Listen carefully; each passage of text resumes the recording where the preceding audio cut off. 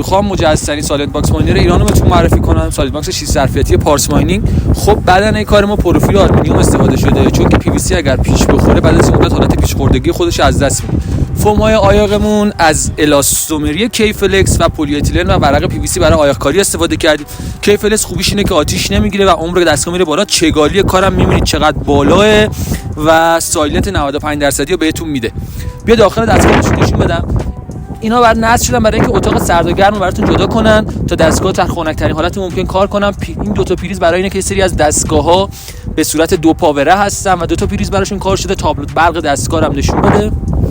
خب بیایم روی تابلو برق کار ما هوشمنده، PLC نصب شده. PLC ما قابلیت ترموستات و رطوبت سنج رو کامل داره. میتونید سیم کارت داخلش بذاریم و تا فاصله 2000 کیلومتر روی اپلیکیشن قابلیت کنترل کاملش وجود داره.